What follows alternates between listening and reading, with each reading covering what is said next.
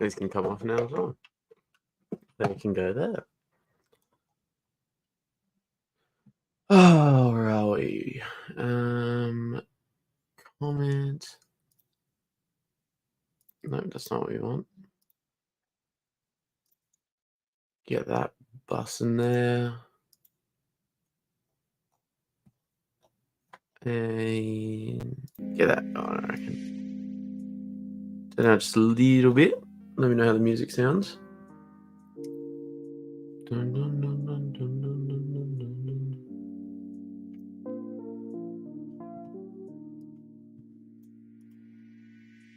dun. Just chuck this in a few chats.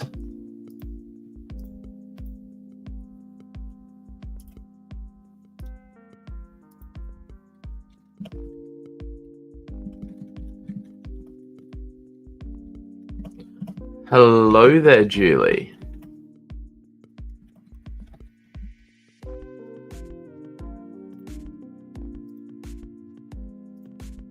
Hello there, Master Genobi. How we been? How we been? Was it Saturday night over there, isn't it?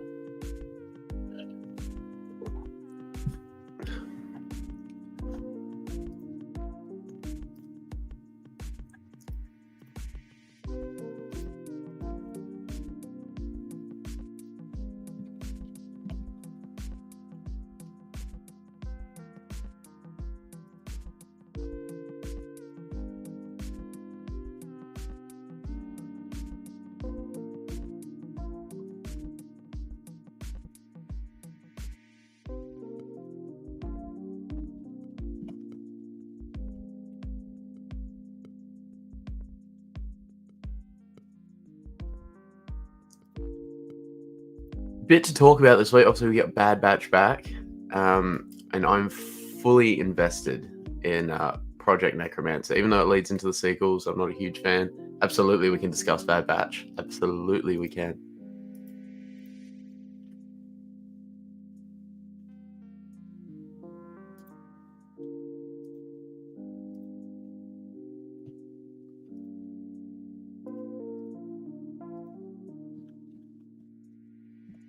What's going on, Brady?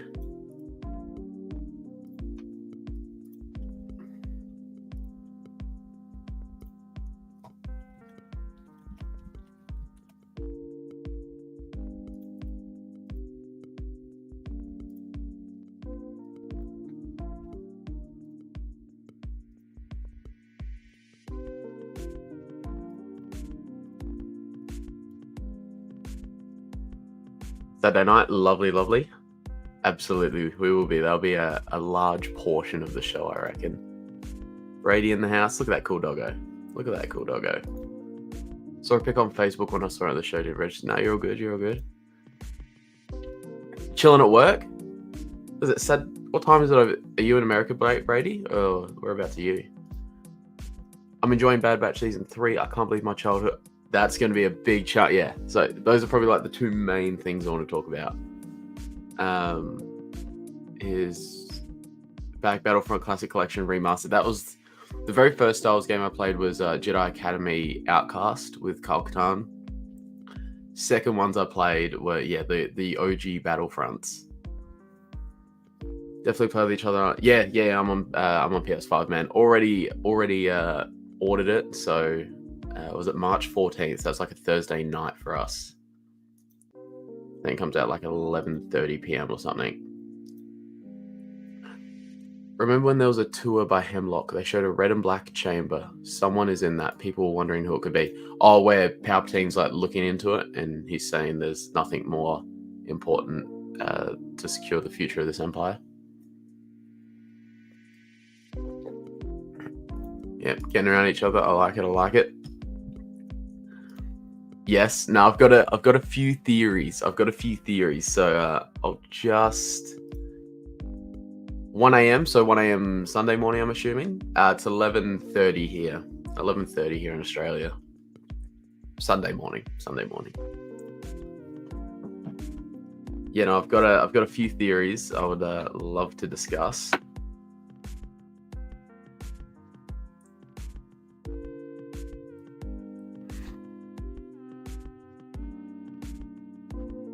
Lovely, lovely.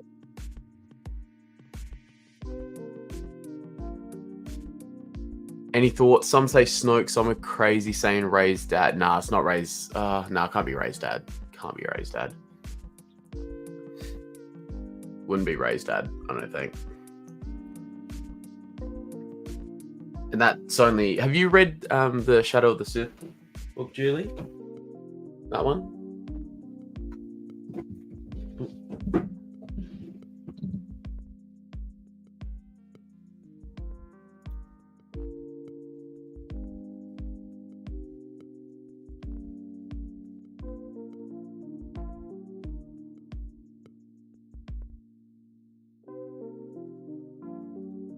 Not yet. Highly recommend it. Highly recommend it. I loved it because I'm a Luke fan. But there are some really cool stories in there. Highly recommend it. Highly recommend it.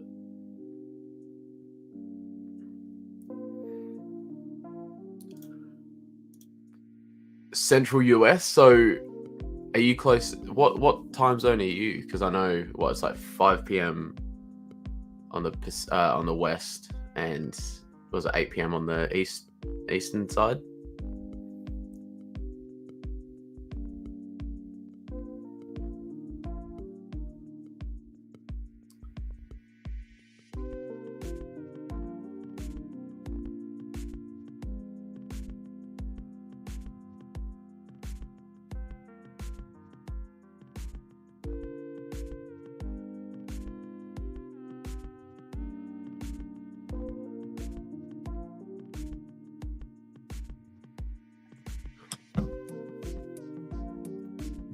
Could be a few things. Young Palpatine clone for heir to the Empire film Matt Smith. Snoke clones failed. The Ultimate Clone or Star Killer. But in all seriousness, if Palps is so hellbent on cloning with the Force, the best person to clone would have been Darth. I mean, it would have been easy to get his DNA. I think you want someone healthy. Because in like Vader at full potential would have been 200% more powerful, like double Palpatine. If Palpatine's 100%, Vader would have been 200%. But when he got his arms cut off, because obviously midichlorians are in the blood, so when he got his limbs cut off, obviously there's not as much blood flowing in your body. There's not as much area for blood to flow in your body, so you lose blood essentially. So when he got his limbs cut off, he lost like 120%. So he's only at like 80% of Palps now. So I think that's why he doesn't want Darth. And I don't think Vader even knows about it. That's the thing. Plus the Vader armor is weak against Palpatine's force. I don't think that affects anything though, because if you're cloning Vader, you're only cloning like the person in the suit. Like the suit's not like him. You know what I mean?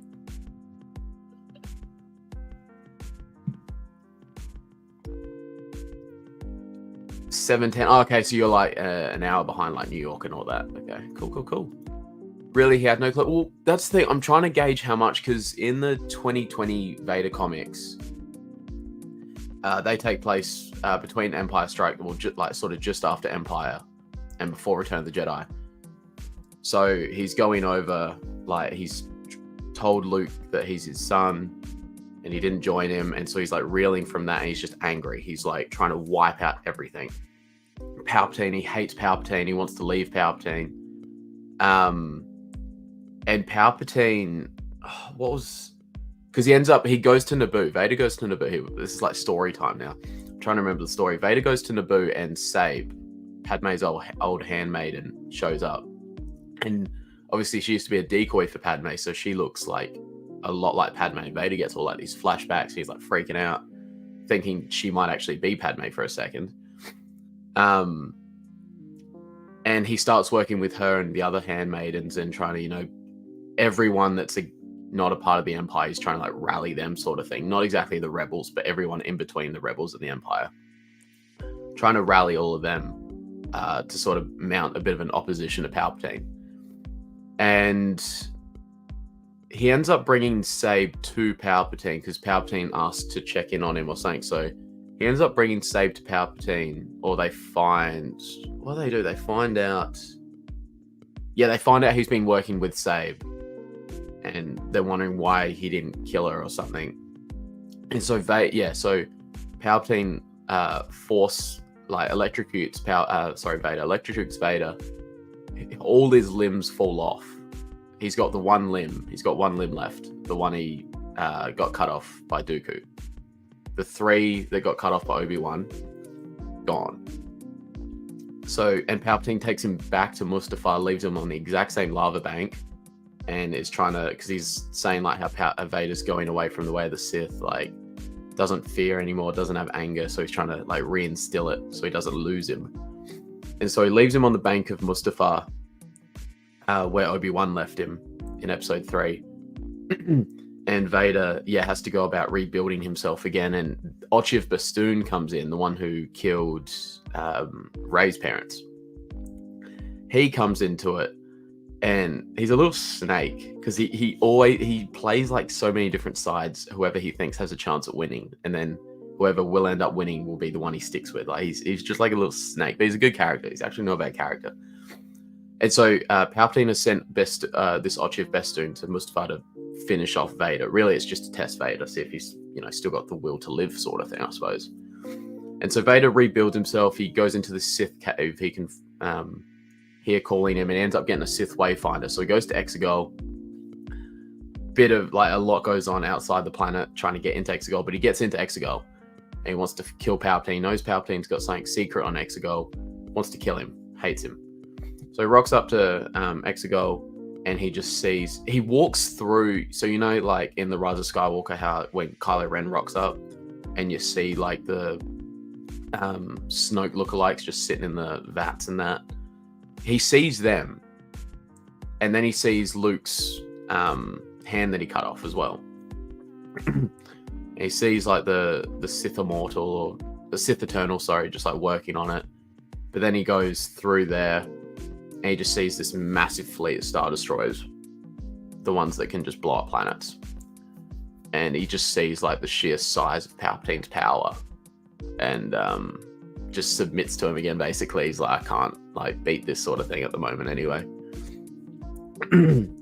So he at that point he had definitely seen the cloning stuff, but he sort of just, nothing was really said. Like you sort of just see him walk through it.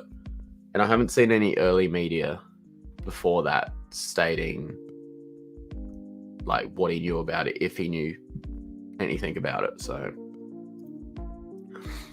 I want a young Palpatine though, because we didn't get it in Episode 9. I'd love just a young Palpatine like pre-Phantom Menace. I reckon that'd be seriously cool.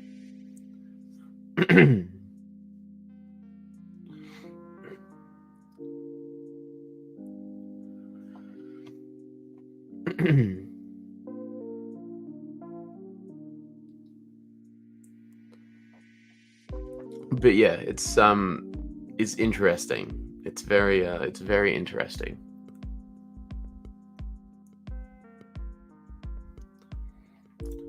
Tom, who plays Loki, would be my pick for young Palpatine TV show or Matt Smith. Yeah, those seem to be the two popular ones. Either or, honestly, man, either or. They'd both be good picks.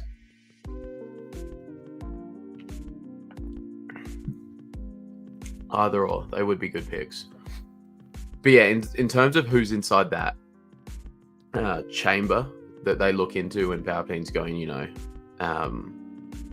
there's nothing more important for the future of this empire. I'm not sure if it is Snoke or not. It could be, but there's still a long time. Like they've been working on this for like 50 years, because it first got mentioned obviously towards the end of season 3 of Mando, where Moff Gideon meets with his Shadow Council. And then this is only like a year or so after Revenge of the Sith, where we're at the moment.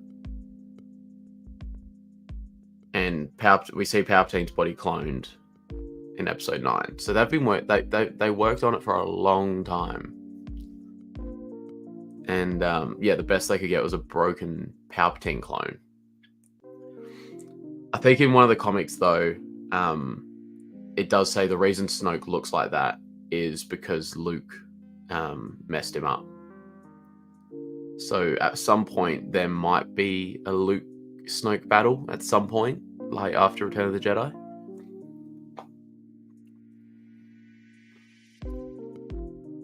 But so yeah, I'm going. Obviously, like we all know what project. They haven't actually officially confirmed what Project Necromancer is, but I mean, all the signs we know what it is. It's the project in which they can find a successful clone for Palpatine's spirit. If you need any further proof, just look up the definition of Necromancer. The art or practice of calling up the spirits of the dead for magical purposes, a wizard or magician. It's like, it's all there. We know what Project Necromancer is. They're obviously, so what I think Nala say she must have been made for the purpose. Like Palpatine had this in the back of his mind when the clones started. Like that's why Nala say didn't want the blood samples, or like never tested her blood sample, because once it got tested, it would be in the system. It would show they've got a potential candidate that could match with Palpatine's M count or M count blood. And so I think, yeah, that's why the day she knew it was going to be in the system, that's why she told Omega, like, you got to go, you got to get out.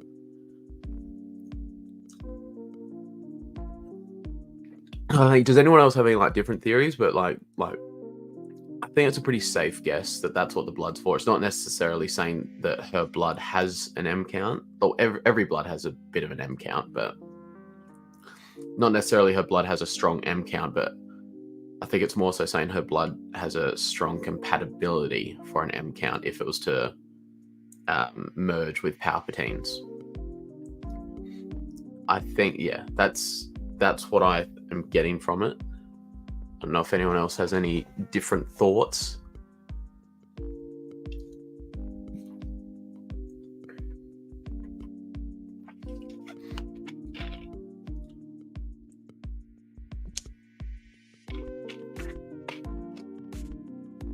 Because then obviously Palpatine rocks up, which was sick. Ian McDiarmid back. Palpatine's back. That's what we want. What's this? I'm just getting the Bad Batch up. Won't be watching it on stream, but just so. Also, the name of the episode was awesome. It was Shadows of Tantus.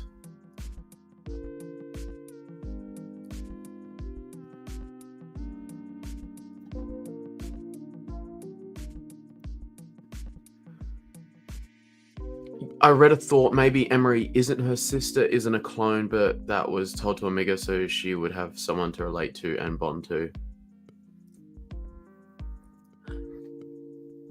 Maybe. I think that's more of a Sith thing rather than an Empire thing. But you could sort of see towards the end, like she did have a little bit of compassion for her, like dropping off the straw doll she'd made.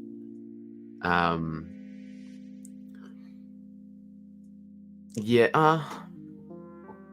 The other thing that confuses me about Emery as well, she's got a last name. She's got a last name. Why has she got a last name? She'd be like the only clone that has a last name, wouldn't she? Oh, besides Boba Fett, but that's because he's a direct replica of Jango. I wonder why she's got a last name. Interesting. Yeah, I remember saying in the episode about no degradation to the sample of Omega's blood. Yeah, so I think that's the main thing, because you see, just going off topic a little bit, I think that's what's happening with Crosshair, like why his arm's shaky and why his aim isn't true anymore. I think that like injecting his body with like M count, like and blood with an M count or stronger M count to see how he goes, and it's like rejecting it and making him sick pretty well. Hence the physical ailments now as well. So I wonder if they stop injecting him, like if he can get better. I'm sure if they get back to the other Bad Batch, then hopefully he gets better. I don't see why he'd stay the same. if Battlefront Classic Collection does well, I hope we get a true Battlefront 3. It's an easy moneymaker for like everyone involved. Everyone is asking for it. Like, just make it. Just make it. It's an easy moneymaker. Geek Defense Initiative. What's going on, guy? Legends never dies. Legends never dies.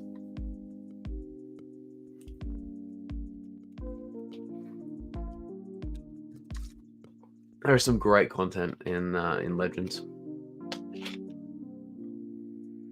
And yeah, no, I don't know why Legends gets any hate. But yeah, obviously Palpatine, Rockstar, or Imperial Royal Guard. Yeah.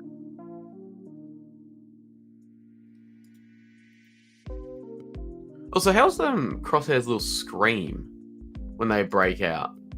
Like, as soon as that door goes up, you hear that little scream.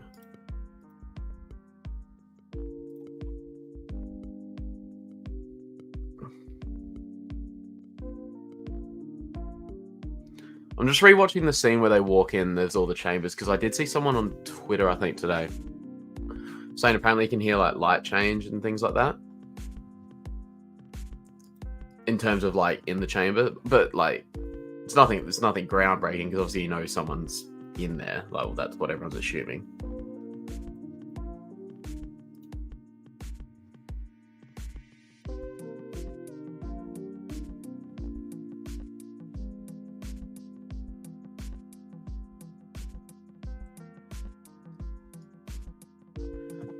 I wonder who it is.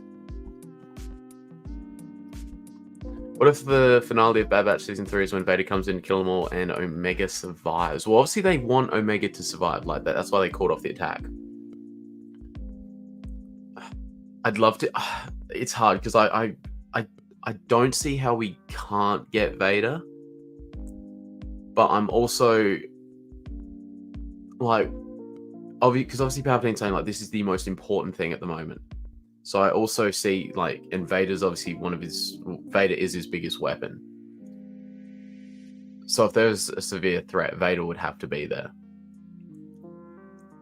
But I just don't know how much he can find out about the whole cloning thing at the same time.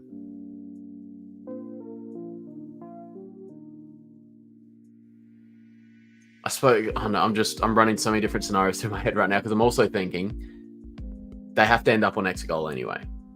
Mount Tantus, like, everything that's happening on Tantus has to go to Exegol at some point. So that even if there's a threat to Tantus, because obviously Omega and that have gotten away now, so they can share where Tantus is, like where Mount Tantus is located with everyone. So it doesn't even, the Emperor might even think, like, it doesn't matter what happens to Tantus now, because the location has been compromised. We need to move anyway, so he might not bother sending Vader. Because he kept secrets from Vader all the time, man. He kept secrets from Vader all the time, and Vader was always wondering, like, what the hell's going on. Yeah, it's a tricky one. It's a tricky one. I can see scenarios where Vader does show up, Vader doesn't show up, and I can sort of justify it with reasons why and why not. Yeah, so you don't think Vader will be... I'm like 50-50. I can see scenarios where he does appear, where he doesn't appear, and I can sort of like think of reasons in my head that could justify both as well. What's going on, Ultravision? What's going on? What's the pro? It looks like Dathomirian. Looks like Maul. Yeah, it looks like Darth Maul mixed with the Transformer. That's awesome. I'm assuming by your name it is a Transformer Prime, but it looks like Darth Maul mixed with a Transformer. Guys, subscribe and like the video, share with your Star Wars friends. Appreciate it, man. Appreciate it, man. Because I don't know if you guys saw my theory video. It was just a short I did the other day. But I was saying, like, it might end with them all moving to Exegol, because, like, they have to at some stage. I just don't know how early they did move to Exegol, but like Palpatine stresses that they need the location to remain secret, and since Omega and Crosshair got away, obviously the location can be exposed now, so they're gonna have to move. And like Rex in Rebels reference, there was a clone uprising, but they failed. So I could see like the clones all returning, going to Mount Tantus, you know, having this uprising there, ultimately it will fail. But the Empire will still say, location's been compromised. So they're gonna move anyway. They're gonna go to Exegol. Because of course the only way you can get to Exegol is with a Sith Wayfinder. Or I suppose not. I wonder if the Empire could send coordinates if they really wanted to, but yeah, you need a Sith Wayfinder to get there. So it's pretty foolproof if you don't want people not knowing about Exegol. Vision Transformers mix, nice. Yeah, in terms of like who is in this, because in terms of who is in that chamber that Palpatine's looking in, I don't know. I really don't know, because there's so many chambers as well. Like, I wonder if they're all the same or they're different, like possible hosts, maybe. Because a name that sort of popped in my head as well was Luminara Unduli, because like, remember in Rebels when they used a body to lure Kanan and Ezra there, and then the Grand Inquisitor pops up? I wonder if we might see like an appearance. Might not even be her alive. She might be dead already. But imagine, they obviously have her at some stage, so I wonder if she could be lurking around at some point.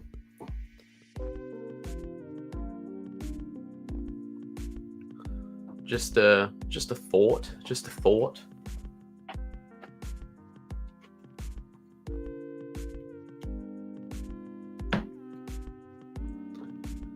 But yeah, I'm trying to think. I don't know if it would be a Snoke.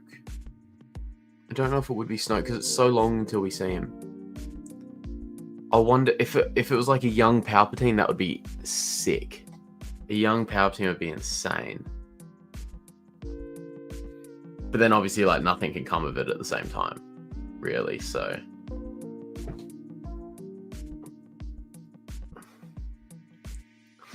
I'd love if they did like a comic series on like Project Necromancer or something. Because even though it leads to the sequel trilogy, and I despise it, I'm pretty invested in Project Necromancer. I think it's super interesting.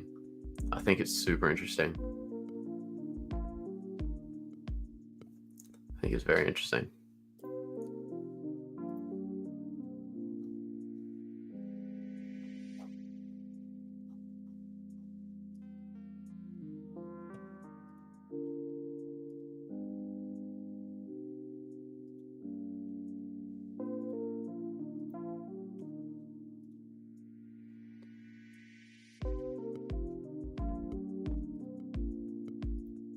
Oh, what happened there?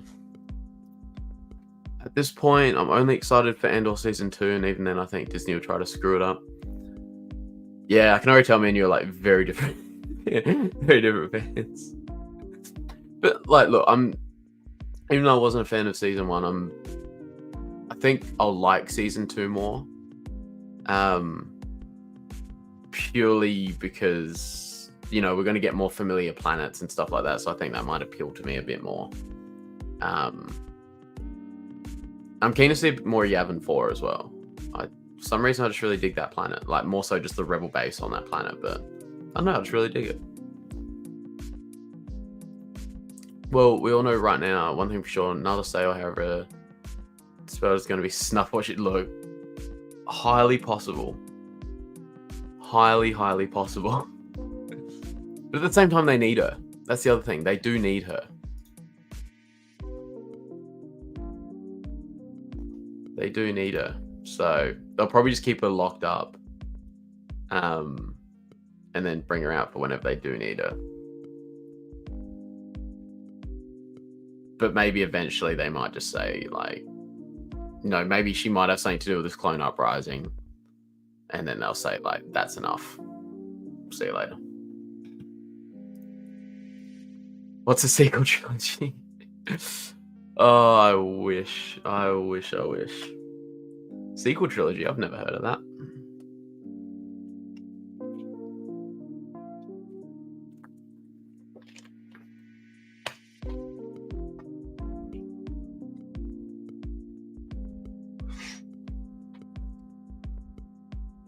But yeah, it'll.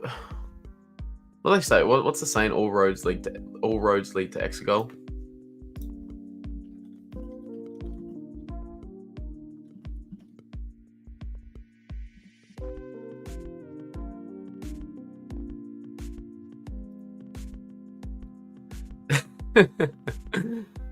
Oh, I cannot wait for Filoni's movie with all that. I cannot wait.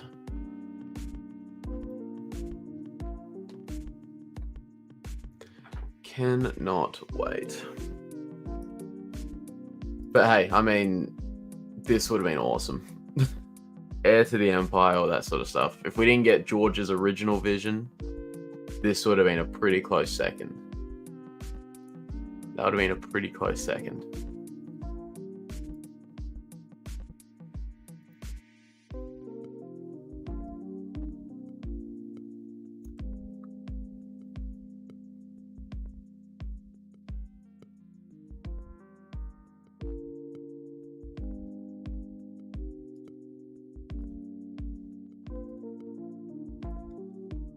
I think the only way to save the franchise is to decanonize the sequels.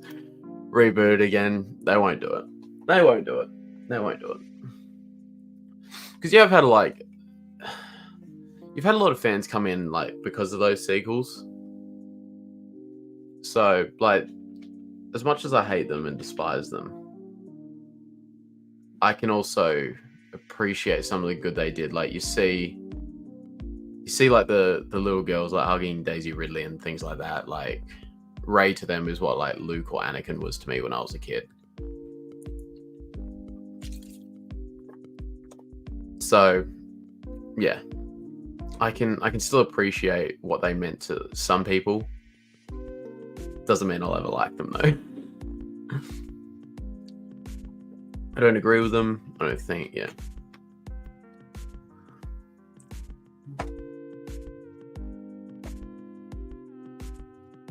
The actors are great. It's just that the writing is big wrong. Yeah, 100%. I'm pretty big on that. Even if you go to a character like Reva, who I know a lot of people weren't huge fans of, I don't understand if any people that have a problem with the actor Moses Ingram. She did the best she could with what she was given. It's the script, it's the writers. You can only work within what you're sort of given and do the best to your abilities. Same with Daisy. I mean, Adam Driver's role allowed him probably thrive a bit more. John Boyega got screwed over ridiculously hard. Yeah.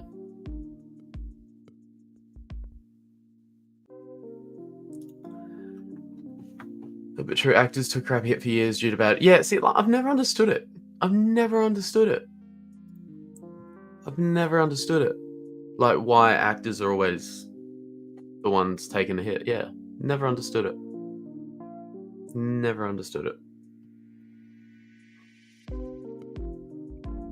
It's I hope the Rey movie's good. I want it to be good, and then Daisy Ridley will have a probably hopefully a happier experience in Star Wars. Hopefully John Boyega comes back. Give him that Jedi arc, please. I think, yeah, they can do a lot of good in the Rey movie, I think, but just needs to be done well.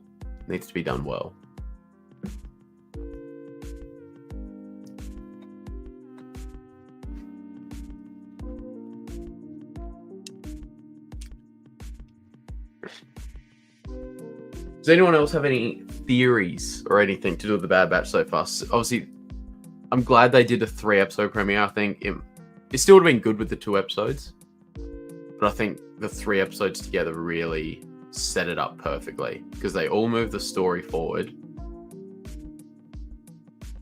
and it gave us a big piece to bite off with the Project Necromancer stuff in episode 3. Whereas if they just did the first 2, it'd sort of just be a bit of a tease, I think, but still good. But yeah, no, I'm glad they did the 3 episodes together. I love how everyone, Battlefront 3 is almost trending, I think. Everyone is just saying we want Battlefront 3.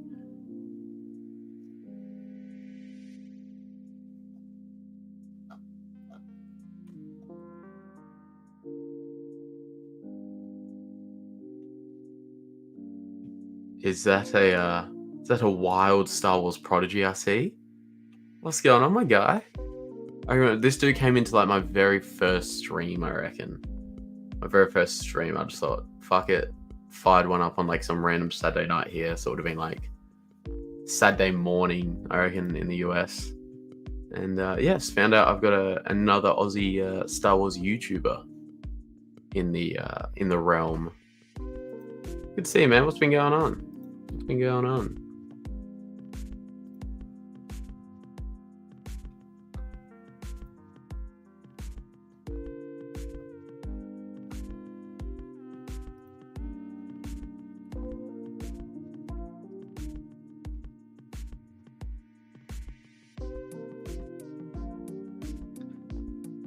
Yeah, before we, is there anything else I should touch on from Bad Batch? I'm trying to think. Not much, man. School is busy, so no time. Yeah. Same with Isaac. Normally I'd be doing a stream with Isaac now, but I think year 12's just like kicking his ass a bit, and then he's got to work in like his job around that as well. So, well, he'll be on when he can. Sometimes it just won't be able to be though.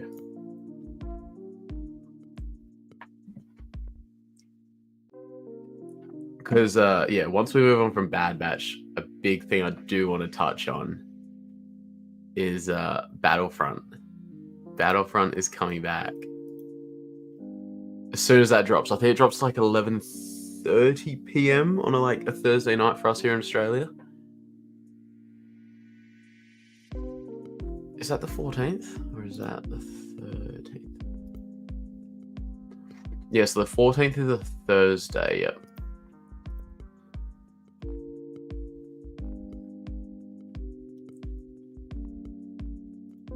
Just want to see, is there any like Battlefront clips or anything up here? What are my thoughts and theories on Bad Batch?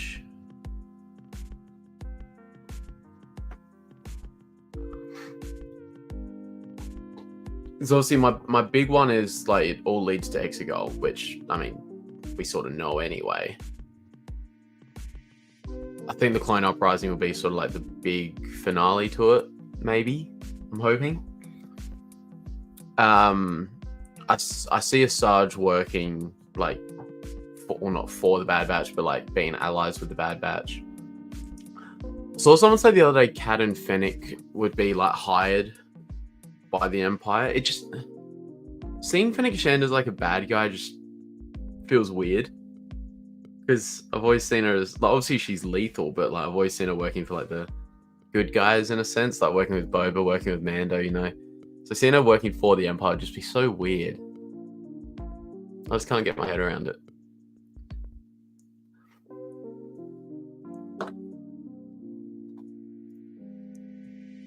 I can't figure out how to get that download pre-order. What console do you play on, Julie? What console do you play on?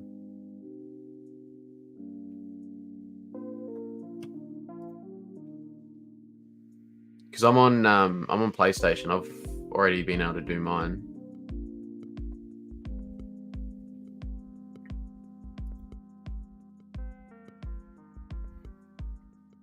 It was like, what was it here in Australia? I think it was just under $50.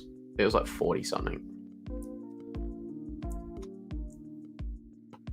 But yeah, so I find it so weird to see Fennec Shand, especially on like the opposing side. But hey, it might happen. But yeah, I just can't see it. I just cannot see it. It feels so weird. It feels so weird.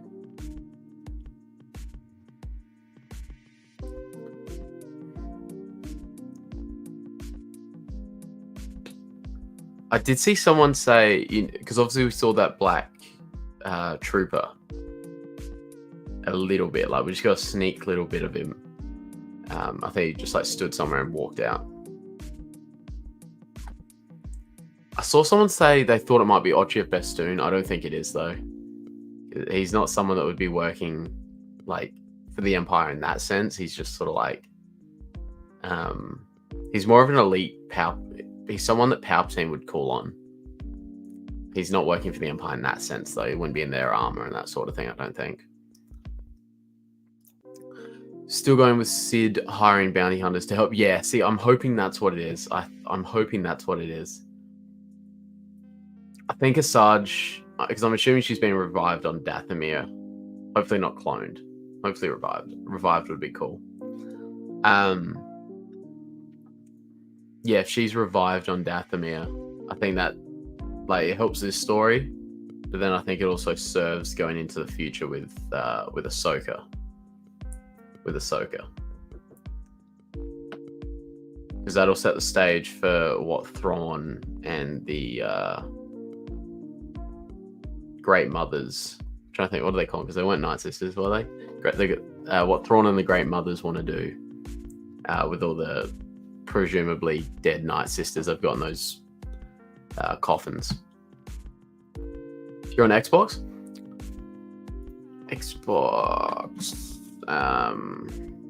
What do you call it?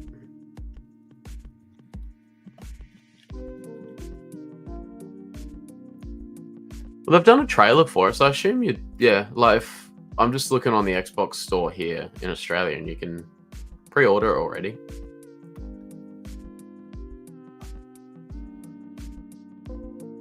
So you'd assume you'd be able to do it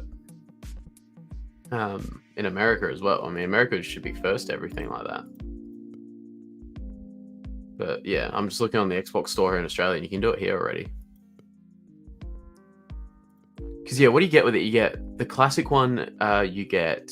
Includes bonus map, Jabba's Palace, and then with Battlefront 2, you get Bespin, Cloud City, Renvar Harbor, Renvar Citadel, and Yavin 4 Arena, and then Asajj Ventress and Kit Fisto are going to be in it. I don't think they've remastered it necessarily.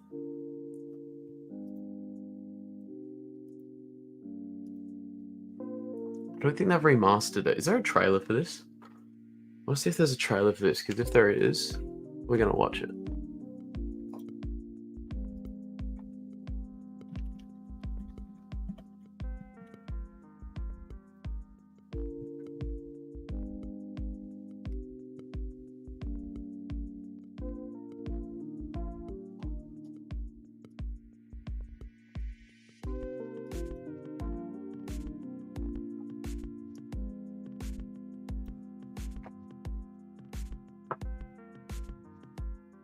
Here we are. All right, I've got a trailer up here.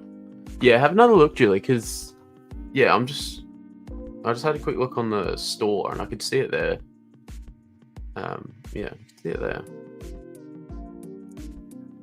Wait, what Xbox do you have, Julie? I'm assuming you've got a newer one, but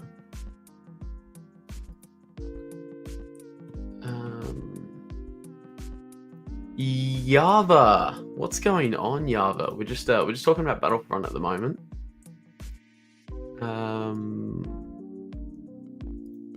Where am I? Brand here. We'll just pause the music.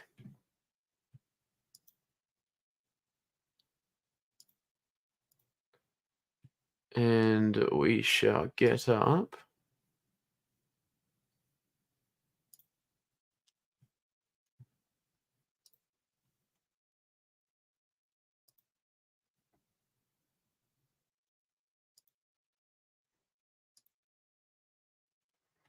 Here we are. All right, we're gonna watch this. We're gonna be watching this, boys and girls. You should be able to hear sound as well. Your simulation days are over. Tamira Morrison's voice in it as well. Trooper, this brings back so many memories. It's a real battle. This brings back so many memories. Oh, those are the rocket launcher battle droids. I forgot about them, man. No retreat.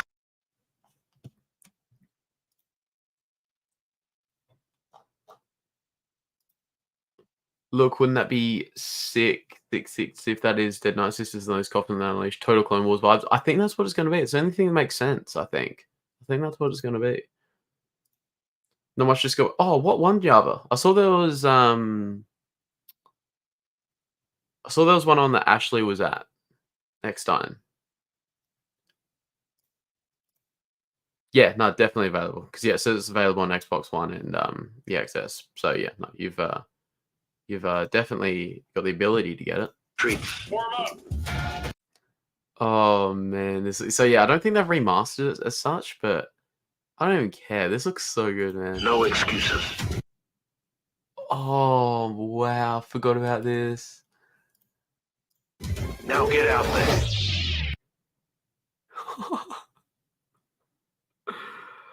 Oh man. Oh yeah, Kit Fisto's in it too. Oh wow. Fight your This is the big one I remember.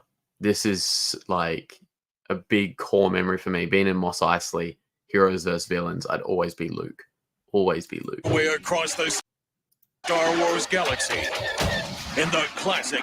This was another big map for me. I remember I used to always try and get Luke Skywalker and I just run around on this Death Star. Always just run around here on the Death Star, murdering stormtroopers. Battlefront games with massive 64-player online That's the big thing. There's 64-player online games. That's insane. battles and split-screen local What is this? This is on Naboo. Was that Maul and Obi-Wan? gameplay. Oh man, the dogfighting missions were always so cool as well. Fight with heroes Never tell me the odds. and battle with villains. Bring me more Jedi. Get ready for the Star Wars Battlefront Classic Collection, launching March 14th. Pre-order now. Battlefront 2 is like better, obviously, but I'm keen to play the classic one too, like the first one. But we know Battlefront 2's better, don't we?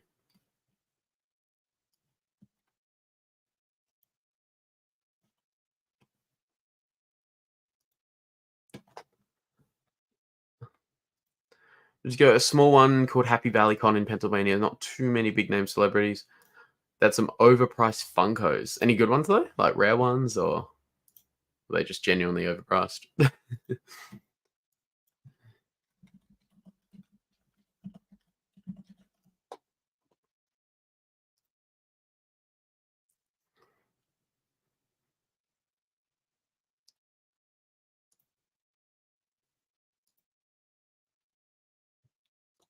I'm just on the website for it. I'm just looking at who was there.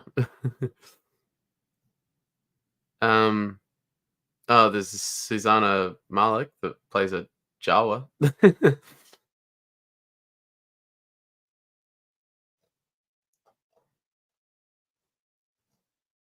You know, you're right. There's not too many big name ones there, is there?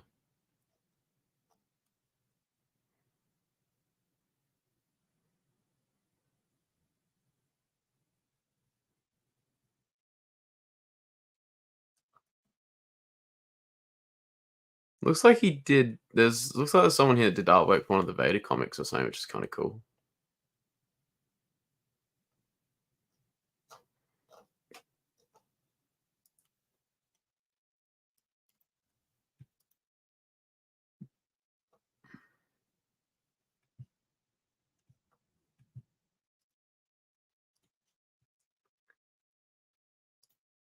I know 64 players is a huge server. 32 a side is insane. Normally it's like 32 in the game, 16 a side. So that's like double. That is insane. Yeah, I'd still have him somewhere, I think. I'd still have him somewhere. I just don't have, obviously, like a PS2 anymore. If they're bringing back the OG Battlefronts, can they please bring back the OG Vader?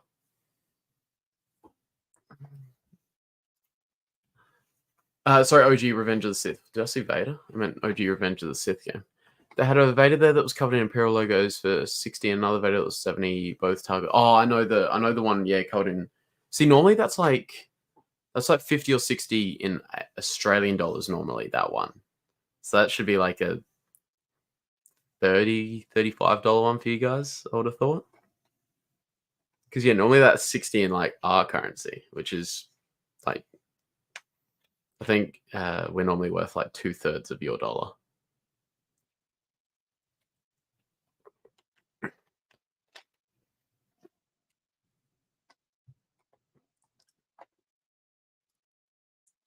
I've got a couple. Well, I've got one. I've got one really cool package on the way that you guys don't know about, I don't think. It got sent about a week ago.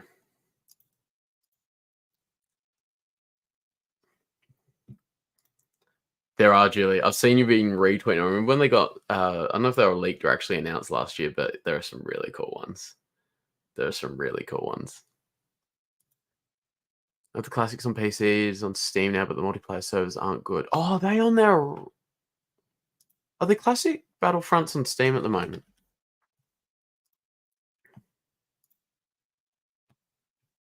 Wait, why can't I connect to Steam? What? Is the Steam store down?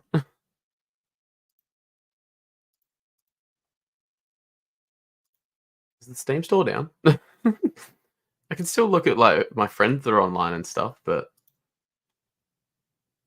is it down? What?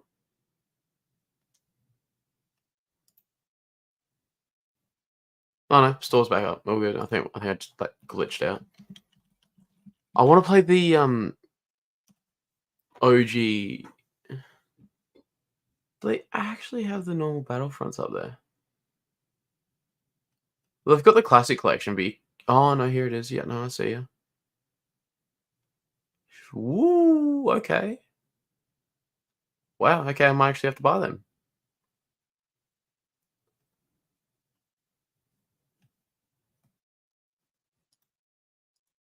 Huh. I might have to buy them.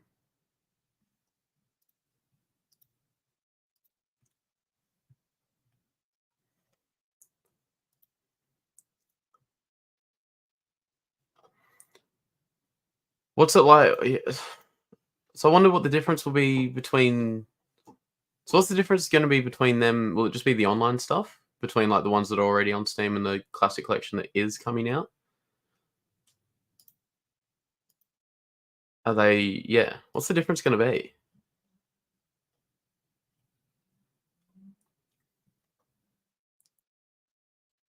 Because yeah, now I just really want to. Now I just really want to get them.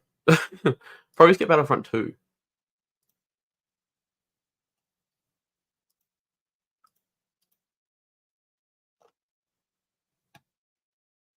Oh, can they please just do the OG Battlefront 2 now, please? So no, the OG Revenge of the Sith game.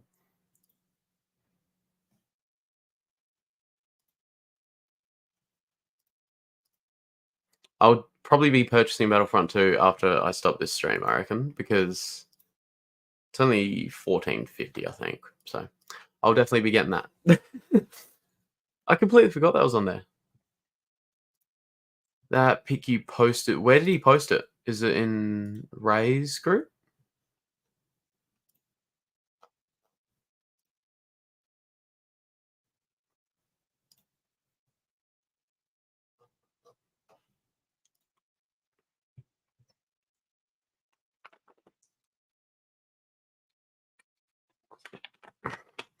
Because isn't there 4? Yeah, okay. Yeah, okay. Because isn't there 4 from the art series? There's the Bespin one, Endor, Hoth, Mustafa? And then isn't the Imperial logo one sort of like separate? Because then you've got like that's a separate series, isn't it? Is it? Because then you've got like Obi-Wan with like the Jedi logo on him. There's a Stormtrooper, isn't there, with the Empire logo on him? Combining maps on the collection, bring the servers back for the multiplayer. Oh, I kind of want to play Battlefront 2 now. I'm gonna have to download it on this PC, I reckon, afterwards. That's gonna be so cool, man. I completely forgot about that. Because around this time last year, I went through a phase where I was like replaying the first two Force Unleashed, because you can't get that on PSN here in Australia. Yeah. Okay. Cool. I think I've got. Yeah, I think the only two Funko Pops I've got on the way at the moment. I've got the Ahsoka Her Universe exclusive pre-ordered, and I've got the new Ezra one, the new Rebels Ezra one on pre-order too.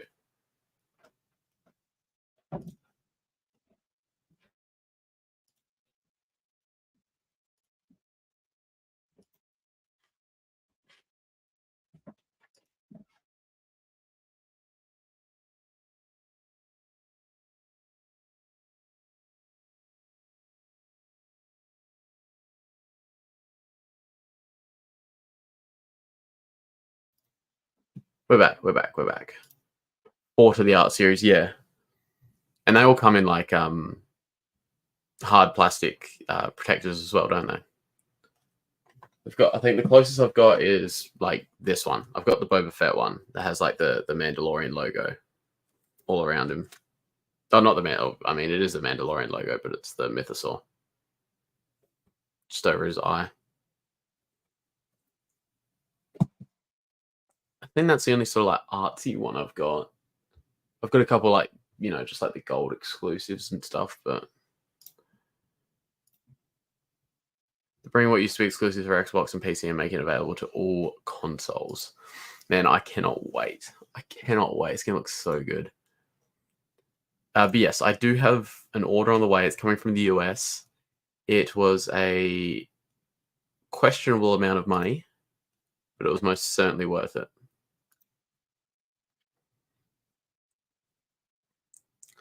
It was in LA. It's left LA, I believe. It's left LA on its way to Australia. They haven't released it. So yeah, we've got a store here in Australia called Pop Culture.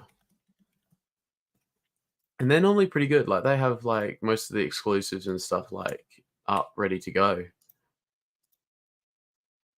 So cause they had that on pre-order here in Australia like a couple of weeks ago.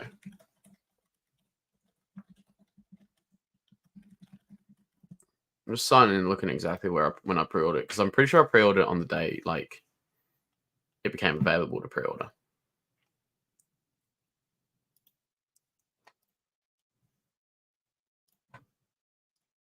I reckon it was this one.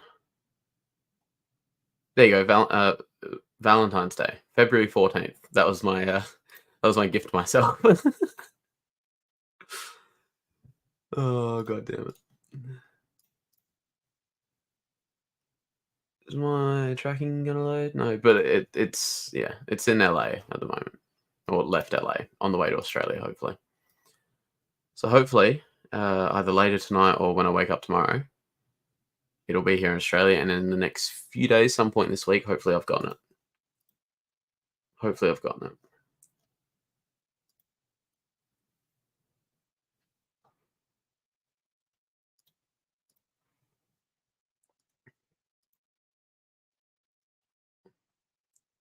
And then hopefully soon after that as well, I'm really spoken about. I've got a nice statue on the way.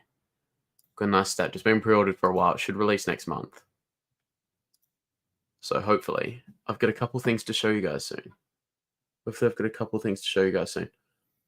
Also, the other thing this week that sort of got skipped over a bit, I think, because Bad Batch and Battlefront and all that got announced. The Acolyte's meant to be coming out June 5th.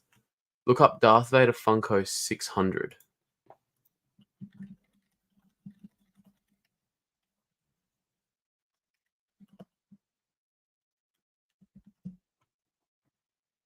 Oh, the diamond one?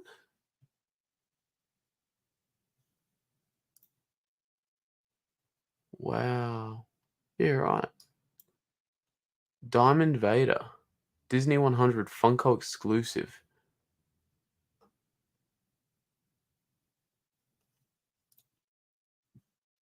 What Vaders do I have? Sorry, I'll be back in a sec. I'll just look at what Vaders are. Oh no, I do have one of the. I got that one. I got the retro Vader.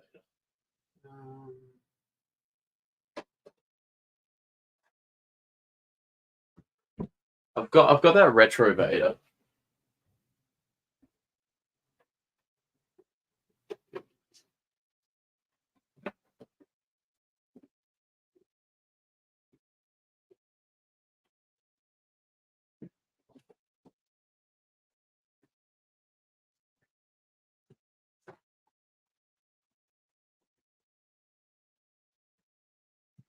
Yeah, I've got the retro Vader that's like, what number is that? 456? 456 or something, I think.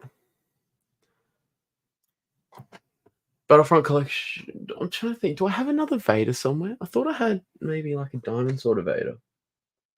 Maybe not. I've got a few Vaders there.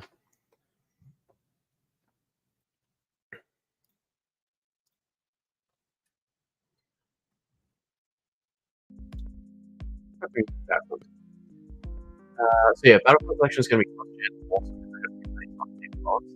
I heard cross but PlayStation's been stubborn. Why is PlayStation being stubborn? Normally it's Xbox being stubborn, I thought.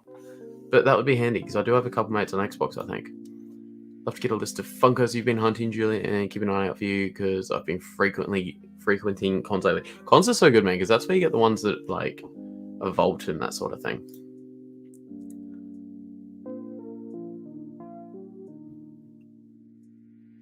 What, for me?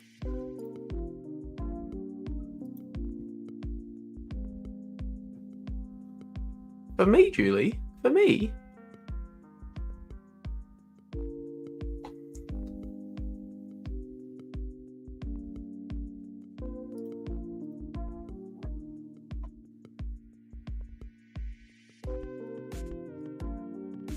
Yeah, how many do you still have left to chase, Julie? Because what, they'd have to be...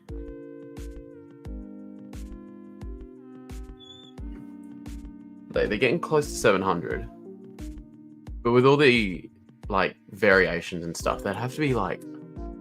They'd have to be on close to 900, wouldn't they?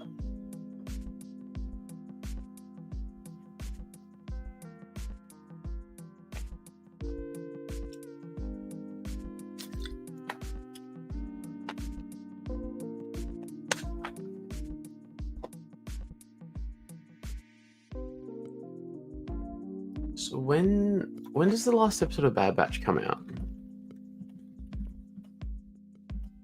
I just want to see what the time difference is going to be between end of Bad Batch and start of the Acolyte. There's going to be like a month. Last episode comes out the 1st of May. It's only 15 episodes.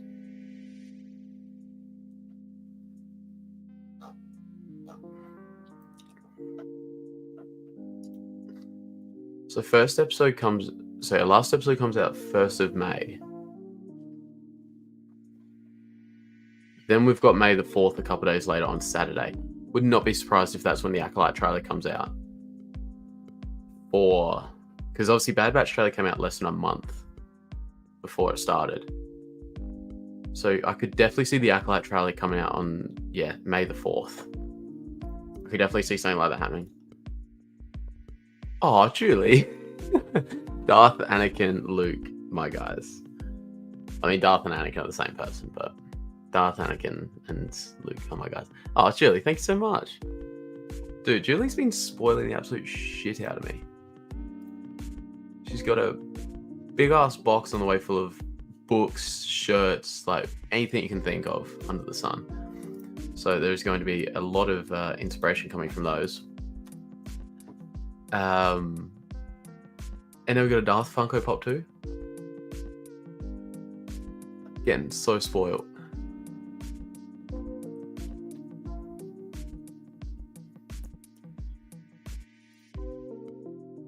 It does look like a very. I'm just looking at it now.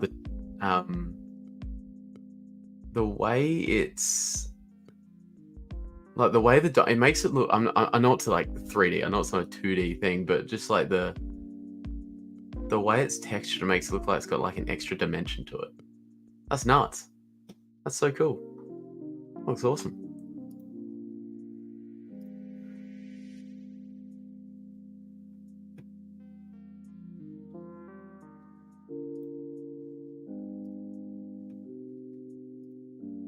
I just don't want to see Omega live action. I don't. Sorry, live action for some just lose that special charm. Yeah, no, I get what you're saying. I saw Michelle Ang, who does the voice for her, in an interview just before the series aired. She said something along the lines of like, she thought there was a future for Omega, or she thought she was going in one way, and then all of a sudden it like turned towards the end, and her outcome is something completely different to what she thought it was going to be. It was like Young Ahsoka Live. She was good, but animated for some characters to me just needs to stay animated. Yeah, no, I get that. The first time I actually watched the flashback scenes again last night. It took when I first saw it, because I thought there was another actor. I think was it Savannah Stein? There was another actor I thought would have looked better, like more like animated Ahsoka than Ariana. But Ariana did do like a really good job. I just think that Savannah Stein would have looked more like Ahsoka.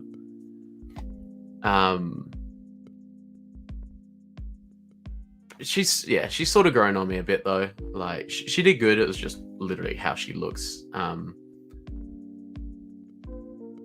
But yeah, no, she's sort of grown on me. She's grown on me a bit. She did do a wonderful job though. She did a great job. Yeah, and I'm looking at it. It looks awesome. I cannot wait to have that. It's gonna be so cool. The one Vader Funko Pop I need to get now is the cracked mask. We haven't. It's floating around in Australia, but not like too prominently. I need the cracked mask. They should do a Rebels version of it too. There's not even a Rebels Vader, is there? There's not even a Rebels Vader Funko Pop. They should do a Rebels Vader and Rebels Vader with the cracked mask. Because yeah, I need to get the Kenobi one. I need to get like everything Vader cracked mask so I can match up with the tat. I reckon that looks super cool.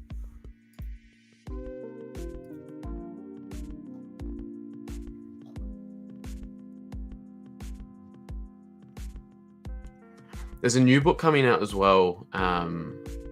April, I think. Called Star Wars The Living Force. Cannot wait to see that.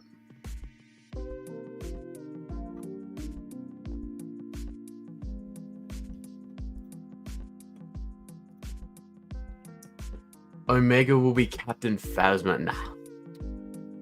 Nah. I'm trying to think of the time, dude. Because Omega's like a teenager now.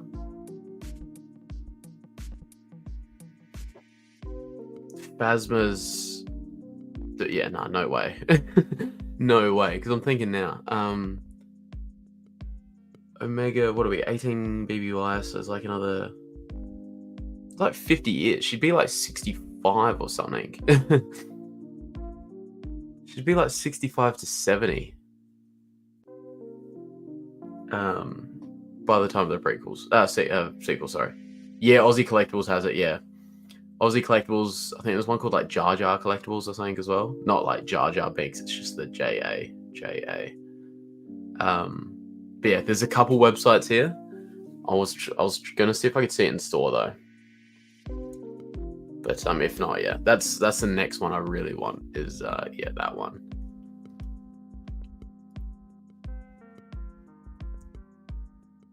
The Vader art collection does look really good though. The Vader art collection looks really good. Because what are they still? Have I still got pop culture up here somewhere? No, I don't. Oh, can you buy the set of 4? Oh, you can buy the set of 4 of them actually for 160.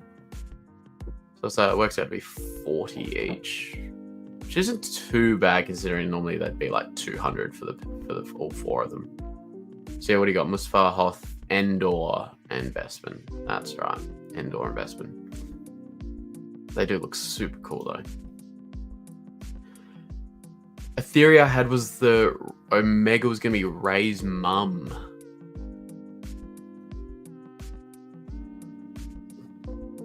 I think, no, in the Shadow of the Sith book, they sort of give a bit of a background on, because the dad is the failed Palpatine clone. And so he's sort of just like wandering around Exegol. sort of trying to stay hidden because they pretty well destroyed any like failed clone, I think. And so he was sort of just wandering around trying to stay hidden. And I think like all the Sith Eternal and all that worked there were like just sort of didn't really give a crap about him. They sort of just let him wander.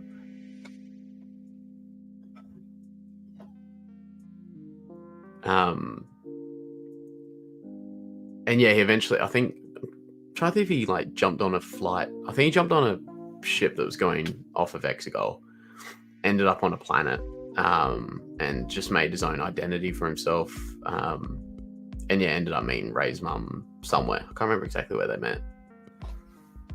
But yeah, then they're like constantly on the run from the Empire and things. I think they get help from the New Republic at one stage, but they're just like constantly on the run after that.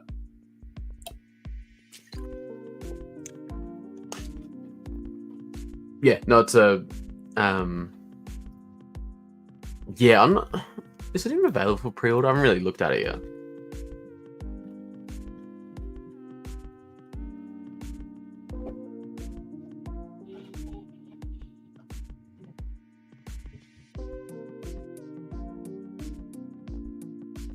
Oh yeah, no, I think you can get it here. Yep, $28.95. There you go.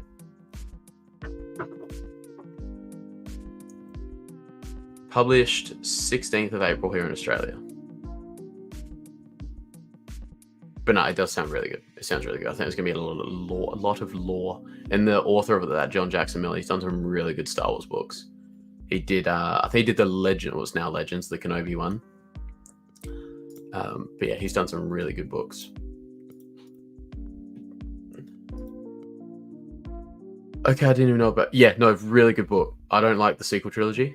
But so that book takes place like directly in between, because I think it was 30 years between episode 6 and episode 7. This is like right in between, like 15 years after Return of the Jedi, 15 years before Force Awakens. So it's got Luke in it, it's got Lando in it. Then yeah, talks a bit about what's happening on Exegol and that sort of thing. So really cool book, really cool book. So let me get this right. On Bad Batch, Tactics was left behind that lab and started elsewhere now, right? Is that what the young clones meant?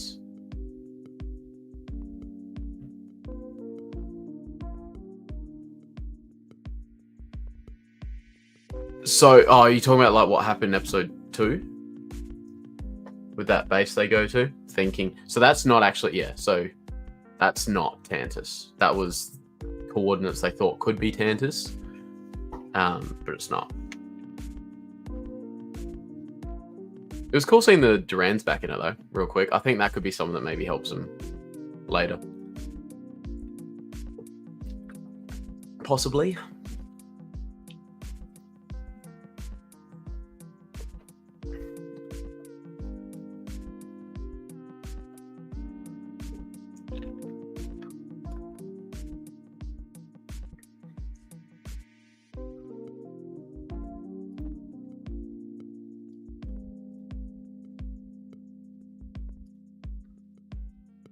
Yeah, those Vader art series, they're so cool. They are so cool.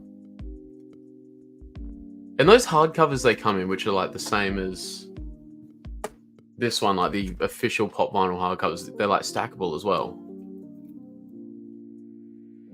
They're stackable as well. John Jackson Miller, he for me is the best author. He's definitely out there. There's a few others I really like. There's Matthew Stover, who did Revenge of the Sith and a couple other books around that time period as well. Adam Christopher, who did Shadows of the Sith, or Shadow of the Sith. He's really good too. And then Mike Chen. That's probably those would probably be up there for like top 4 though, I reckon. Mike Chen, he did Brotherhood, but the chapter he did in the wherever the book is, The Return of the Jedi, from a certain point of view, was unreal. I got goosebumps reading that. That was perfection. Yeah, no, that was that was a very cool chapter. What is that book called? What the Shadow? Wait, which book? I've got so many books here.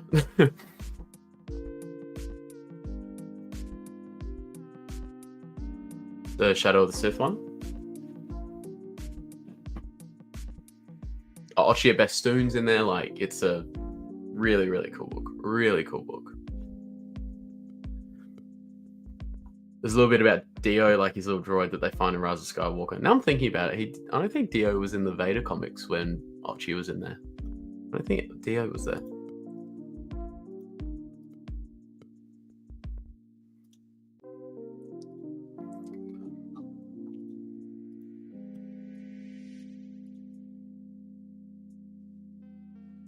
Did Pedro win something today, by the way?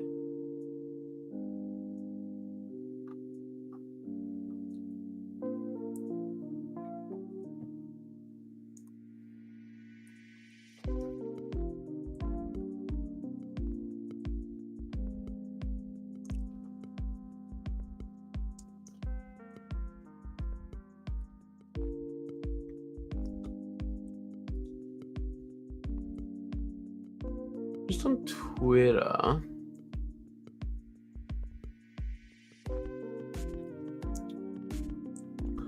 Yeah, what's he saying? With more time, additional resources, I'm confident it will have a successful M count replication. Because obviously they're still trying to do it. It takes them years, but they're still trying to do it because like they've got Pershing doing it with Grogu, that Imperial Remnant. That you see in Mandalorian, like you see in Mando. Stuff happens where their progress must get like halted and stopped and impeded.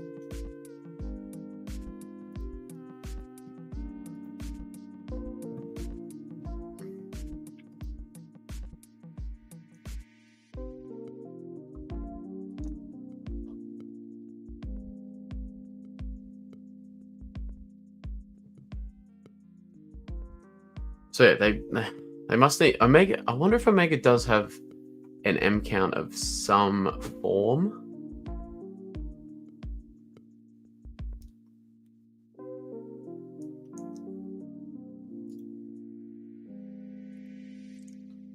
Yeah. So that's Shadow of the Sith. Yeah, so that's all spoken about in the Shadow of the Sith book by Adam Christopher. I think it came out like June, July. Yeah, around June, July 22. So it's been out for close to 2 years now, I think.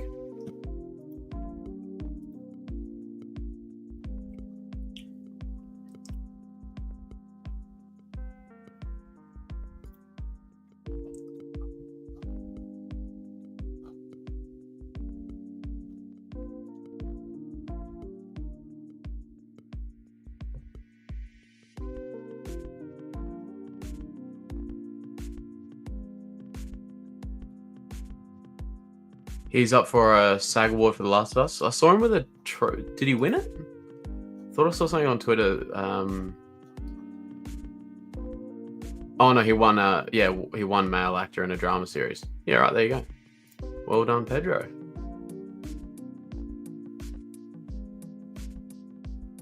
That's so cool. I'm just watching the video of him getting it now.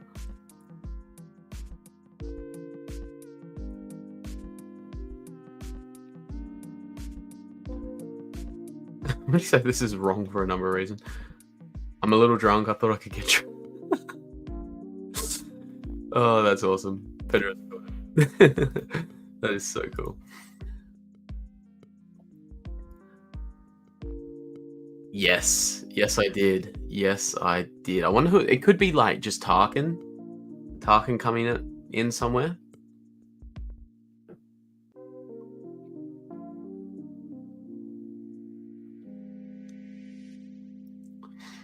Or it could be someone, because I'm thinking of like bigger characters' his voice, with obviously the big two being Ben Kenobi and Tarkin. Somewhere it could just be Tarkin.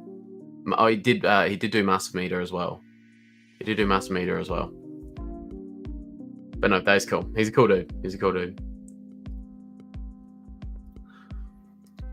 Do you think that M count is what they mean by it being the last of things directly involved with George's trilogies, or is it literally going away from the PTNO figure? Yeah, because what D. Bradley Baker said something like that. Like, he sort of thought that like this season of Bad Batch would be the last of everything last of sort of everything that George had to do with Star Wars, which I don't know, like there's elements of Ahsoka and that still really touch on the lore and stuff that George had introduced with like the way the Force works and that sort of thing. So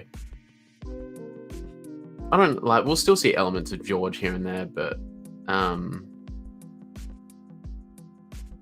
yeah, it's a tricky one because like there's always gonna, like, George literally created this universe. You're never gonna, his influence in that is never gonna fade from Star Wars, obviously. But in terms of maybe direct connection, maybe we don't know what series and stuff are gonna come out in the future as well, though. Like Tales of the Jedi, we've still got Tales of the Jedi, and that's right in the middle of George's stuff. Like he made the Clone Wars, made the prequels, so I don't know if it'll be the last. It's hard to think of something being the last of George's influence on Star Wars. But I mean, the M count is a big thing. Like he introduced that in the Phantom Menace, obviously. So yeah, it's hard. I hope that sort of answered it, but it's more of sort of like open-ended discussion.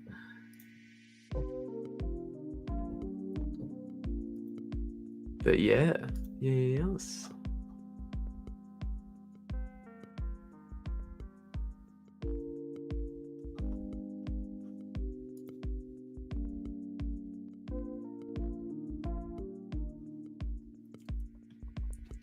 Palpatine's framing in Revenge of the Sith made it seem like Anakin could wake a cold Padme with a touch on the forehead, but the truth is way less attractive.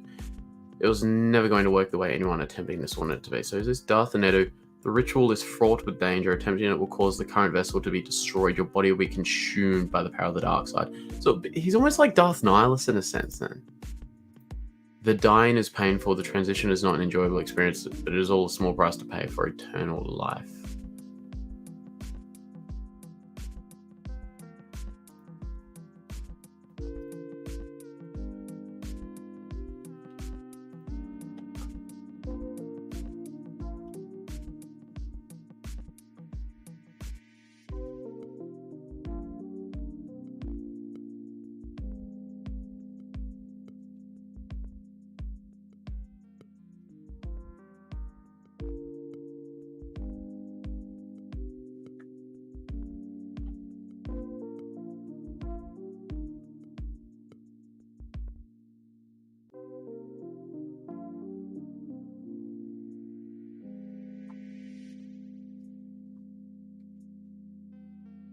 But yeah, no, Project Necromancer is a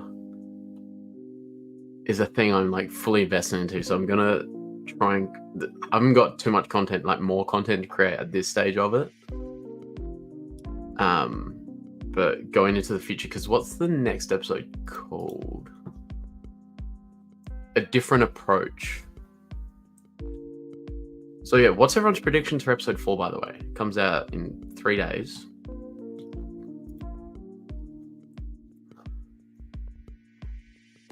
What are everyone's predictions?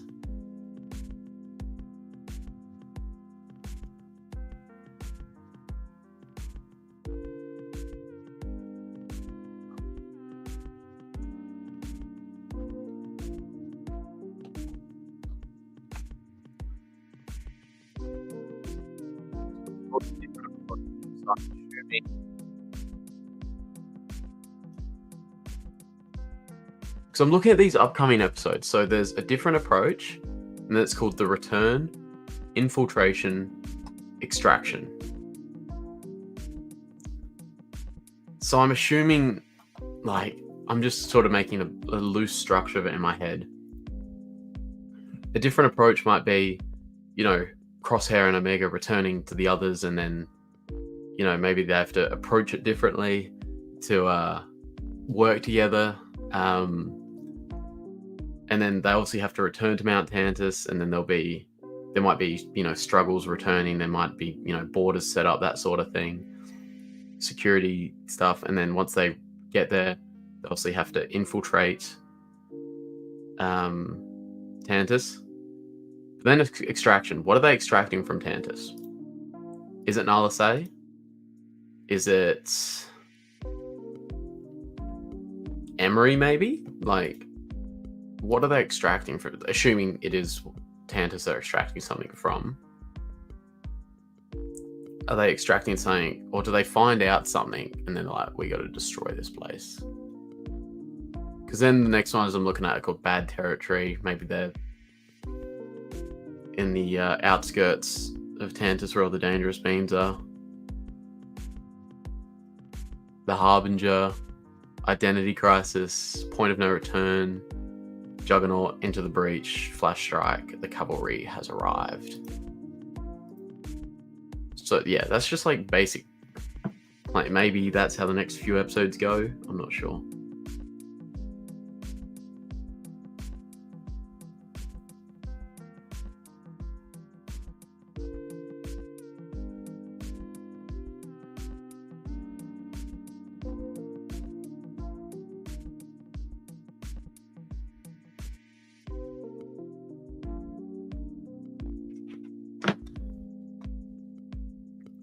For sure, Crosshair will sacrifice himself or be taken out due to Omega.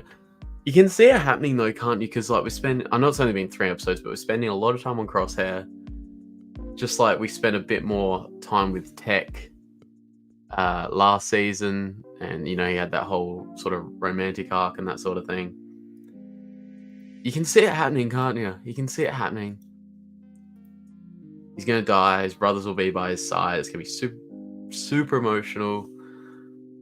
Oh man, that's what I mean. Like, because what D Bradley said, he said like, "Good luck getting through it without crying" or something. I challenge you to watch this without crying.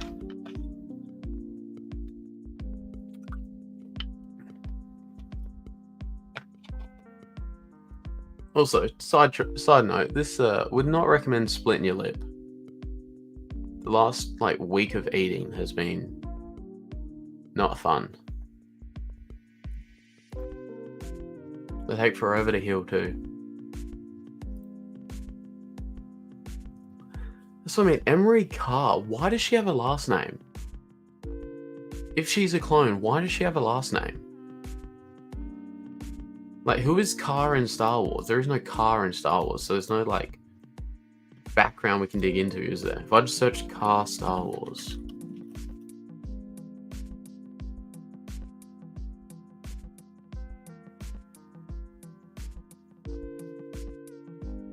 There's one other Carr, but that's a first name, not a last name.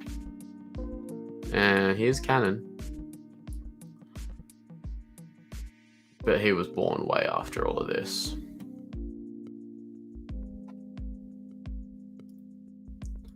Emery Carr, what do we know about her? I'm just on the Wikipedia article. I'm just seeing if there's anything we can dig up. Identity Crisis sounds so much like Emery will have a play on this. Be conflicted what side to take. Could be. Definitely could be. Definitely could be. Because yeah, I'm trying to think. Is there anyone else who is it like you could see turning at the moment or something like that?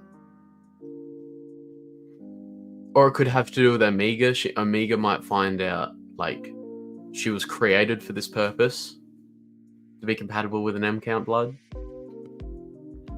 and that might give her an identity crisis.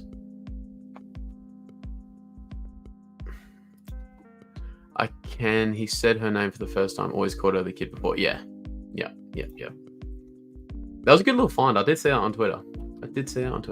So, Dr. Emery Carr was a human female clone created from the genetic template of the Mandalorian bounty hunter Jango Fett. She worked as a scientist with Dr. Royce Hemlock on Mount Tantus. Obviously, we all know this sort of stuff. Following Lieutenant Nolan's death, which was a huge W at the hands of Crosshair, Carr supervised the clone's medical treatment. When the enhanced female clone Omega was captured and brought to Mount Tantus by Hemlock, Carr informed her that Crosshair was still alive and recuperating along with the other rogue clones. Omega was distrustful towards her until Carr revealed that she was her sister. You have a sister.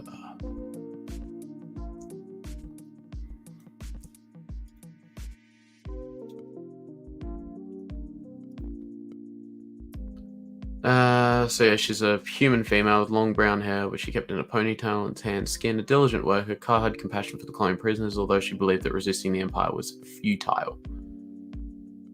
It's almost like Vader. Not so much the compassion, but like, just more so the... Like Vader said to Luke, resisting is pointless, my son. Emery Carr first appeared in Metamorphosis, the 11th episode of the second season of Star Wars The Bad Batch, and was voiced by Keisha Castle Hughes.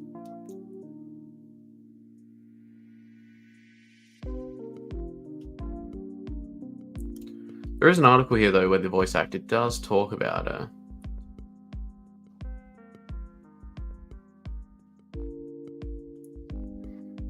But this was published almost a year ago.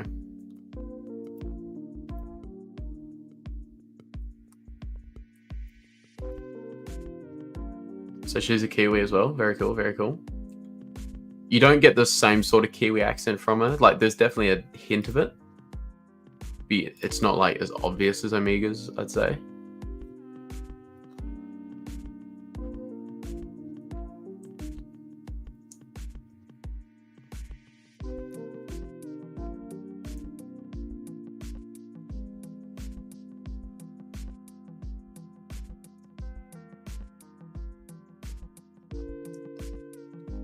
I think that was the thing with Emery for a long time. I was playing her not necessarily like a villain, but probably more on that side of the fence. Not that her intentions were bad, but maybe she was quite apathetic about the world around her. I think we've seen that with a lot of characters over the season as well. All of a sudden, they take these huge shifts and the stakes completely change. When it came to record the fateful line, Castle Hughes, no stranger to Star Wars, as she played Naboo Queen Apolana in Revenge of the Sith. Wait, what? She's been in Star Wars before? Tried several takes, playing with her delivery. In the end, both the act of reaching out to Omega and Castle Hughes' performance convey a sense of longing. It was the first time that was really tricky to find the right tone for Emery. Castle Hughes says, the big thing that I was trying to discover is like, what is Emery's understanding of family? We had to come from a truthful place, and I think that's much more intellectual space, that she understands that being sisters means something, but probably hasn't had that emotional experience yet and hasn't really had the emotional experience of family. Did Emery know that she had a sister all along, or was it something she discovered with the arrival of Omega? I don't know if she thought she was a sister, but I do believe there was always something within Emery, that she felt something just slightly different than everyone around her. It was almost like a feeling of arriving home when she comes to Omega and not really understanding why. Interesting. As for where the story of Emery and Omega goes from here, Castle Hughes isn't sane, but she's excited about the journey and for fans to see the story play out. First and foremost, I'm a huge fan of myself. I'm a huge fan myself, and so it's a privilege to be a part of the world. I know how incredibly intelligent and switched on the Star Wars fans and people who love this universe are. It's such a huge, huge world behind the scenes, and especially in the animation. So it's exciting to bring Emery Carr to everyone and be a part of it. So maybe there is a bit more compassion behind that robotic voice. But yeah, is there anything else I should touch on? I think that's pretty well been it this week. Like, there hasn't been a lot that's come out, but at the same time, the stuff that has come out has been quite big. So the top three for me were obviously Bad Batch, then the Battlefront release, and then the Acolyte with a rumored half-confirmed date of June 5th, which I'm assuming is a Wednesday. You're all good, JS. You're all good. We've been... how you been, by the way? How have you been, JS? We're sort of just wrapping it up at the moment, unless anyone else has any other theories or anything they want to discuss. What's June 5th? June 5th. Yeah, June 5th is a Wednesday, so it makes sense.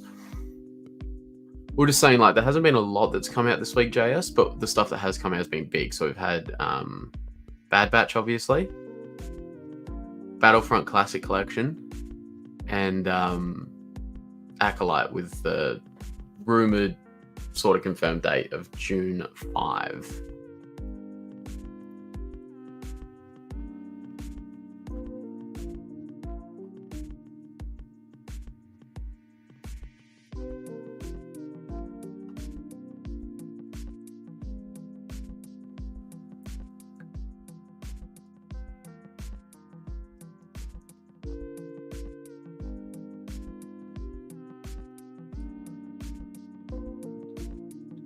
I've been good. Crazy week for shows. Bad Batch and Avatar: The Last Airbender. Yeah, right. What's that like?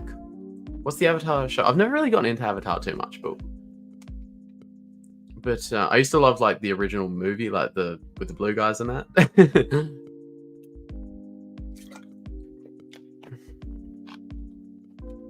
But no, not so much the animated stuff and the shows.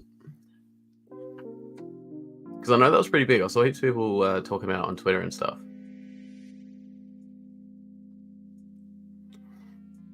So is that is Paul Sung-hyun Lee in there as well? Captain Tava. Captain Tava.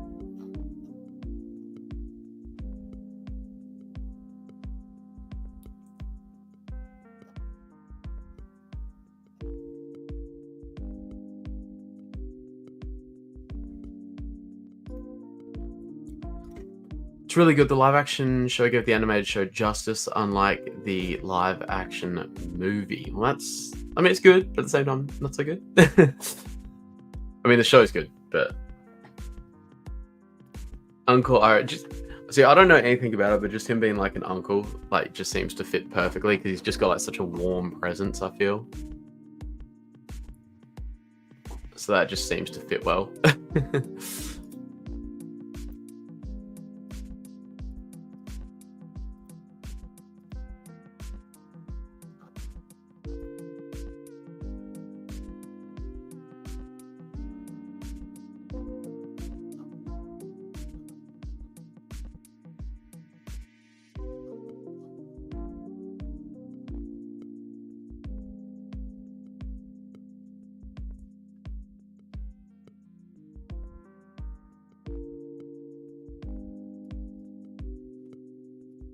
That's good to hear. That's good to hear. You know, he just seems like such a nice guy, such like a warm presence.